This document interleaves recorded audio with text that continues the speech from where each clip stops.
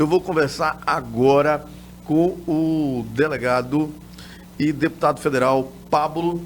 Bom dia, seja bem-vindo ao nosso programa novamente. Bom dia, Alex Braga. Bom dia, minha amiga. Muito bom encontrar você novamente. E bom dia a todos os nossos telespectadores e ouvintes que estão nos acompanhando aqui pela Rádio Onda Digital. Deputado, teve uma reunião da bancada federal antes de ontem e essa reunião demorou provavelmente entre 4 a 5 horas.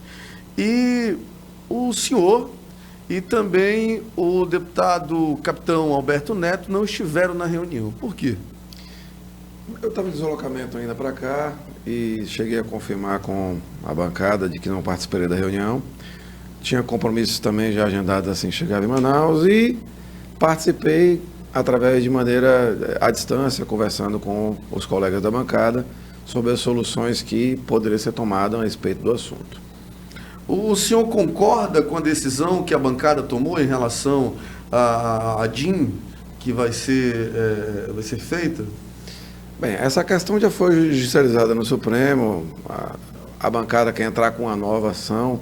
Eu acredito que quem tem que entrar com essa ação é o governo do Estado. A bancada nem legitimidade para processar ela tem enquanto bancada, porque bancada não... Só quem tem legitimidade é o governo do Estado e a Assembleia Legislativa. Exatamente. E nenhum desses dois ainda se movimentou para dar entrada na ação. Defensores da Zona Franca somos todos. Até respondi um rapaz na rede social de uma maneira bastante ríspida, que fez esse tipo de questionamento como, você esteve, não esteve, fez, não fez. Eu defendo a Zona Franca de Manaus desde que trabalho de forma efetiva. Enquanto delegado de polícia defendi, enquanto advogado defendi. Então a história de trabalho da defesa da Zona Franca de Manaus, ela está dentro do meu currículo, dentro do que eu defendo e acredito. Só que existem mecanismos e meios de ser feitos. E eu acho que a gente deve procurar sim todos os possíveis para defender a Zona Franca de Manaus. O senhor acha que o caminho que o governador Wilson Lima, juntamente com o presidente da Assembleia, estão levando no diálogo, vai resolver esse problema? Bem, eu acho que o diálogo... Esse impasse, na verdade? O diálogo é o primeiro caminho, porque se você entra judicialmente contra um decreto, nada impede que na semana que vem não venha outro, ou que um setor diferente não seja atingido. Então é preciso que se fale com o presidente da República, o que é um grande defensor da Zona Franca de Manaus, sempre foi, desde o primeiro dia se posicionou a favor da Zona Franca. Então é preciso que esse diálogo seja construído tanto com a presidência como com o Ministério da Economia, para que a situação não se repita. Então a gente tem que construir sim, a partir do diálogo, uma solução. Acho que essa solução é a que é mais permanente. Sem falar que o processo judicial pode gerar um efeito reverso. Se o Supremo dar a decisão contrária à DIN, significa que a gente já perdeu. Uma possibilidade. É uma possibilidade. Mas a decisão judicial também, ela viabiliza todo o decreto. Não só a Zona Franca de Manaus, que é prejudicada, mas todo o decreto presidencial ela vai viabilizar. O que acabaria com a redução do IPI, e a gente sabe que hoje em dia todos pagam uma carga tributária absurda, e reduzir impostos no Brasil é sempre bem-vindo. Eu costumo dizer que uma coisa não exclui a outra. Reduzir impostos é importante, defender a Zona Franca também. Ou alguém que está querendo e contra o decreto pensa que o brasileiro está feliz com a quantidade de tributo que ele paga. Não está. Eu acho que tem um consenso dentro da bancada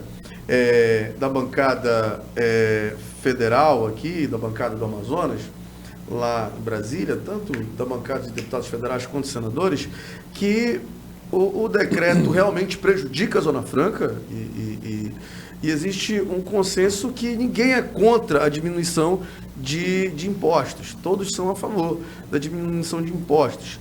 Mas que é um decreto, sim, que é danoso para a Zona Franca de Manaus. É verdade. Por isso que defender a Zona Franca é uma pauta que está na mesa de todo mundo. Mas, ao mesmo tempo, eu também quero recordar que nós estamos com a Zona Franca de Manaus desde 1967, existindo no nosso estado. E, infelizmente, de lá para cá, ninguém pensa em novos motores de desenvolvimento. Nós temos um estado rico, nós temos um estado que tem condições de se sustentar de várias outras formas, e nenhum dos governantes, nenhum dos presidentes anteriores pensa e tenta colocar para frente outros motores de desenvolvimento. Afinal de contas, a gente não pode ficar dependendo para sempre de um único modelo econômico. Ela é importante, ela tem que ser defendida, tem que ser mantida viável, mas toda vez que vai se falar, por exemplo, na pauta da mineração, na pauta da exploração sustentável das nossas riquezas, muitas pessoas vêm contra esse tipo de manifestação. Essas pessoas que são contra, que apresentem soluções para que o nosso caboclo, o nosso homem do interior, a nossa pessoa que vive aqui na cidade de Manaus, consiga sobreviver, porque as pessoas precisam de emprego e renda. Então é muito fácil ir contra outros mecanismos de desenvolvimento. Deputado, vamos falar sobre coisas difíceis. Eu gosto de falar sobre coisas difíceis aqui no meu programa e fazer perguntas difíceis. Eu não fico em cima do muro. Eu sou jornalista e quando vou ser contratado, eu digo, olha, eu tenho opinião em relação aos assuntos. Eu concordo com o senhor quando o senhor diz que se passaram governadores, se passaram presidentes e não se discutiu e não se construiu uma viabilidade econômica efetiva que não seja a Zona Franca de Manaus. Eu até digo que a Zona Franca de Manaus produziu gigolôs que são políticos que vivem da Zona Franca de Manaus, gigolôs eleitorais.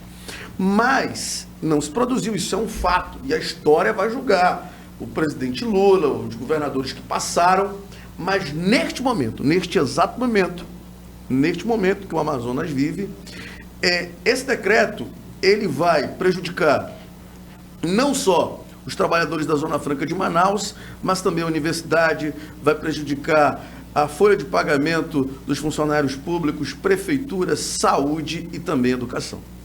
É verdade, por isso que a gente tem que defender a Zona Franca sempre que possível, com todos os mecanismos que forem possíveis, mas eu acredito sim que se deve conversar com o presidente da República, quem se mostrou sempre favorável à Zona Franca desde o primeiro dia, e desde que era parlamentar, ele tem 7 mandatos de deputado federal, nesses 7 mandatos sempre decidiu as coisas no Congresso, votou a favor da Zona Franca de Manaus, enquanto o presidente veio aqui, e é um compromisso e uma realidade que ele vem defendendo.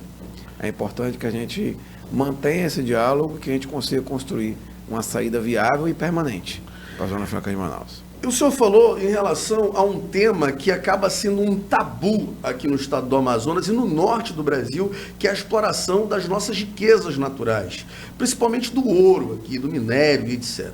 E a gente percebe que os países que criticam que nós não podemos explorar são os países que já exploraram suas riquezas e são países de primeiro mundo, são países ricos. Qual é a sua posição em relação à exploração das nossas riquezas? Eu acredito que o nosso estado do Amazonas ele tem potenciais enormes nessa área de mineração e que devem sim ser explorados com responsabilidade e de maneira sustentável, mantendo o meio ambiente equilibrado. Uma coisa não exclui a outra. O que nós não podemos fazer é o que foi feito nesses 16 anos passados de esquerda. Toda vez que se encontrava uma grande jazida de minério, uma grande reserva de riqueza, se coloca logo imediatamente em cima dele uma área de preservação ambiental, uma zona de não exploração, uma área indígena, qualquer coisa do gênero que impeça você fazer daquilo um mecanismo de desenvolvimento de emprego e renda. A gente sabe que o nosso estado tem essa vocação natural, mas uma vocação natural, como você falou, que em outros países já foi explorada e no Brasil não vem sendo explorada do jeito correto. Porque na prática, quando você proíbe simplesmente a atividade e não regulamenta, você está convidando as pessoas a fazer aquilo de uma forma ilegal. É tão interessante esse debate, e eu digo aqui a minha posição, que eu sou completamente a favor da exploração, desde que também seja dentro de parâmetros de lei, enfim, e que o Estado ganhe com isso, porque hoje a exploração de ouro é efetiva no estado do Amazonas. Existe exploração de ouro, sim. Só que quem ganha não é o município que está sendo explorado, não é o estado que está sendo explorado, quem ganha são pessoas que vêm de fora e nem a água que eles trazem é comprada naquele município que eles estão explorando. Então, assim, nós estamos sendo explorados, mas não entra dinheiro na caixa. Isso é muito comum em muitas atividades do Brasil. O Brasil é o país que tem a mania de tapar o sol com a peneira. Recentemente nós aprovamos um PL que tem um pouco a ver com isso, que é o PL da delegação dos jogos. E quando me perguntaram se eu votaria a favor ou contrário à delegação dos jogos, eu respondi, Alex, que o presidente Getúlio Vargas, enquanto estava lá na década de 40 e 50 ele editou vários decretos proibindo o jogo no Brasil, e naquela época ele fechou cassinos, ele fechou atividades que desenvolviam o jogo, pessoas que trabalhavam para o jogo foram demitidas, e tudo em relação ao jogo acabou, Alex Braga. Só uma coisa não acabou: o jogo. Ele continuou de maneira ilegal. Exatamente. Inclusive, o jogo é tão efetivo que nós sabemos aonde tem, que horas começa, é ilegal, todo mundo sabe, inclusive as autoridades sabem. Continua acontecendo aqui em Manaus, inclusive aqui na Morada do Sol, enfim, todo mundo sabe os endereços, mas não se legaliza. E as pessoas não são empregadas, não se recolhe um centavo de impostos e fica tentando tapar o sol com a peneira. Hoje você assiste um jogo de futebol e todos os times de primeira divisão são patrocinados por sites de apostas. Sabe onde esses sites ficam sediados, Alex Braga? Todos fora do Brasil. A gente está mandando nosso dinheiro para fora do país. Inclusive, é um absurdo isso. Os influentes digitais agora, eles fazem, inclusive, propaganda de forma aberta nos seus Instagram. Olha, vota aí no site aí, no seu time, aposta etc. Aposta não sei onde, tal, enfim. Amigos, não está empregando uma pessoa no Brasil. Não está ficando um centavo de tributo. Então, esse tipo de coisa é o mesmo que acontece com a mineração aqui. A gente tem uma mineração forte, capaz de ser desenvolvida. Se falou sobre potássio, com a guerra da Rússia com a Ucrânia. Nós temos uma das maiores reservas de potássio do mundo aqui, entre os municípios de Altaz e Nova Orleans do Norte, que não é explorada simplesmente porque os governos anteriores colocaram travas ecológicas em cima da área, ou quando haveria uma exploração 100% industrial, Alex. Ainda tem gente que confunde esse tipo de exploração como se fosse uma exploração artesanal, e ela não é. O senhor, no início da semana, esteve em Brasília para tentar uma conversa pessoalmente com o presidente Jair Bolsonaro para tratar em relação ao IPI. O senhor conseguiu conversar? Na verdade, nós procuramos os interlocutores do Ministério da Economia, porque a gente sabe que o presidente tem uma posição favorável à Zona Franca e quem trava essa determinação que ele quer colocar favorável é a pasta da Economia. E os interlocutores da Economia, a gente chegou a falar com alguns deles, tem soluções absurdas em relação à questão do decreto, do tipo, vamos pagar crédito de carbono, vamos criar benefícios para que sejam medidas compensatórias, mitigatórias do decreto. Esse tipo de solução não resolve, porque crédito de carbono não emprega uma pessoa. Emprega duas, né, no máximo. E a Zona Franca de Manaus, ela emprega quase 500 mil pessoas. Então, não é uma solução factível. E nesse ponto a gente bate de frente, porque defender o estado do Amazonas é uma coisa que a gente vai fazer sempre. Eu acho que a questão da Zona Franca de Manaus hoje está acima de qualquer vaidade política, em cima de qualquer bandeira política, tanto do discurso da direita, como do discurso da esquerda, quanto do discurso do centro. Eu acho que hoje todos os amazonenses são, obviamente, a favor que se revogue esse decreto, que a Zona Franca continue e que se crie novas matrizes econômicas para o Estado e que se desenvolva as potencialidades do Estado. Eu acho que isso deveria ser uma ação conjunta. Mas aí, quando se fala em novas matrizes econômicas, que se fala que tem que explorar a questão do minério, já se divide as opiniões dentro da própria bancada federal no Congresso. É verdade, não só isso, mas o agronegócio também, que o nosso Estado tem vocação para trabalhar isso, é questionado toda vez que fala assim, o agronegócio não pode, mas como é que nós vamos fazer uma exploração da nossa terra, se tem a floresta? Cara, é 100% viável hoje. Existe tecnologia para isso. Isso sem falar que nós já temos dentro do Estado muitas vocações regionais, como o Guaraná de Maués, o açaí de Anuri, de Codajás, e várias outras vocações regionais que deviam ser, sim, fomentadas todo o tempo, que estão empregando pessoas, que estão gerando emprego e renda no interior do estado do Amazonas e que podem ser, sim, mecanismo produtor de riqueza. Mas tem muita gente que não quer que a nossa floresta seja de forma sustentável, ecológica, explorada. E eu sou a favor, sim, de que o homem tenha emprego e renda. Sabe o que é interessante? Falar essa discussão em relação à exploração dos nossos minerais e tal, e falando de ouro e de outros minerais, é que os índios Yanomamis estão sentados embaixo de uma riqueza e estão todos morrendo miseravelmente lá na área indígena dos Yanomamis. Pois é, uma das riquezas que está na região dos Yanomamis e que atravessa até São Gabriel da Cachoeira é o nióbio, por exemplo. E o nióbio, que tem a reserva dos Seis Lagos, lá está colocado uma das maiores riquezas e jazidas de nióbio do mundo.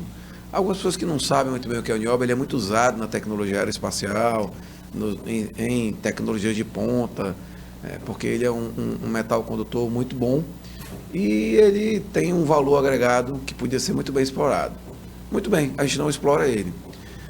Lá no Japão, na Coreia, nos países que são bem desenvolvidos, está começando a se criar uma liga plástica para substituir o nióbio. Se a gente não fizer a exploração do nióbio em tempo hábil, o japonês vai inventar um plástico parecido com o nióbio e aquilo vai virar só uma montanha de pedra. É por isso que é preciso se explorar, fazer uma exploração sustentável que leve riqueza. Nós estamos conversando com o delegado Pablo, falamos sobre a Zona Franca, sobre explorar novas matrizes econômicas aqui no estado do Amazonas, falamos sobre o IPI e agora eu quero falar sobre um caso que vem dividindo opiniões no Brasil, que é o caso do deputado Daniel Silveira, que foi condenado pela STF e teve o induto, o perdão presidencial feito pelo presidente Jair Bolsonaro. Qual é a sua posição em relação a esse assunto? Tá. O presidente corrigiu uma distorção feita pela Corte Suprema do nosso país. A gente sabe que a legislação ela contempla determinados tipos penais e condutas criminais, mas a mesma legislação que prevê isso coloca na Constituição Federal um dispositivo onde diz que o parlamentar é inviolável, significa que ele tem a capacidade de fazer aquilo em suas opiniões, palavras e votos. A inviolabilidade ela foi criada e colocada na Constituição Federal desde o texto original de 1988. Mas isso não é na tribuna? Não necessariamente. Não necessariamente? Não. Porque o parlamentar não exerce a sua função apenas na tribuna. O que a gente está fazendo aqui hoje, conversando nessa rádio, é exercer a função parlamentar. Então, nesse momento, eu estou exercendo a função parlamentar e o Daniel Silveira, no lugar onde ele estiver e que ele estiver se posicionando enquanto parlamentar, ele está exercendo a sua função de deputado federal. E mesmo que isso fosse só na tribuna, ele também foi julgado por situações, ele falou, dentro das 4 linhas do Congresso Nacional.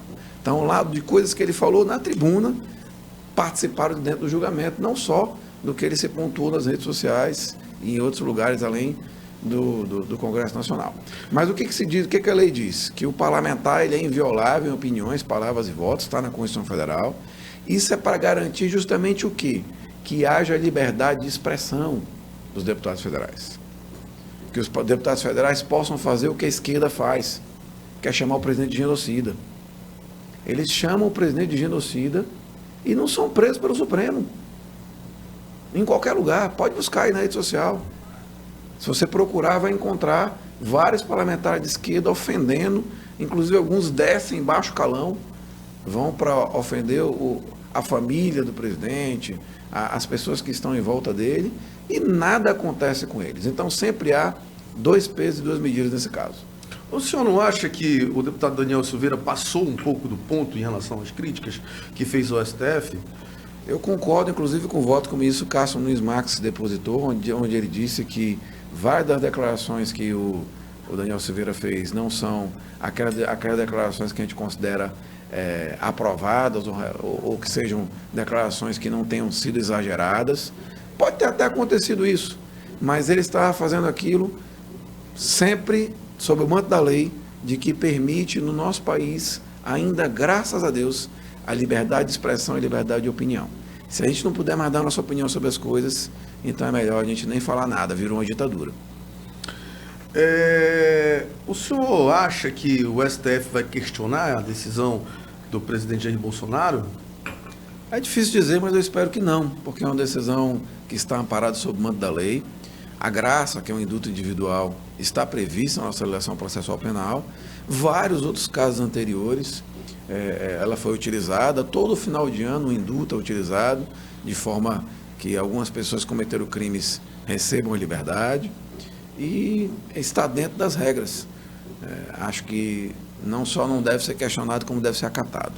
Só lembrando que o presidente Michel Temer deu perdão presidencial aqui no estado do Amazonas. Já teve um político que teve perdão presidencial, que foi o Adail Pinheiro, o prefeito, ex-prefeito lá de Quari, que foi condenado por pedofilia, e ele teve o perdão presidencial do Michel Temer, e por isso que ele não está preso. E outras situações aconteceram também, que são atos presidenciais. Eu estava recordando aqui, enquanto a gente conversava, do César Battisti, por exemplo. O presidente Lula, em 2010, o ex-presidiário, segurou a decisão em relação à extradição de um cidadão que era um assassino confesso e era foragido do Brasil há mais de 30 anos, que matou pessoas na Itália, fazendo atentado terrorista, mas porque ele era de esquerda, então tudo vale.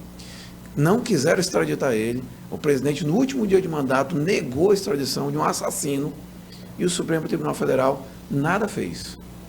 Então, a gente pode, então, acobertar a vida de um assassino, mas temos que manter na prisão, encarcerar alguém por conta das suas opiniões. Nós estamos fazendo com que o rabo abane o cachorro. Voltamos a fazer uma interpretação da legislação casuística. Quer dizer, para esse caso aqui, essa pessoa, a gente vai ser rígido. E para aquele outro caso ali, que é nosso amigo, que a gente acha que está tudo bem, a gente vai botar o manto da impunidade sobre aquele cidadão. Isso é errado. Olha, a mesma coisa aconteceu com o Roberto Jefferson, mas o Roberto Jefferson não tem aí imunidade parlamentar, ele não é deputado, ex-deputado, mas foi preso aí, continua preso aí pelo STF. O senhor acha que o presidente Jair Bolsonaro também vai dar o perdão ali para ele, se ele for condenado? Na verdade, não cabe, né? Processualmente, tanto a graça como essa decisão, ela vem quando você tem uma decisão de mérito, né? Então, a prisão do Roberto Jefferson, salvo engano, ela é uma prisão cautelar ainda.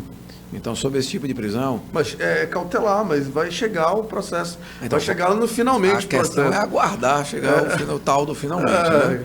Então, o presidente está fazendo tudo de acordo com as regras e com as leis. Não fez nenhuma outra decisão que fosse diferente. Mas o que eu acredito, e posso dizer isso de maneira como cidadão, é que nós temos que defender sim a liberdade de expressão.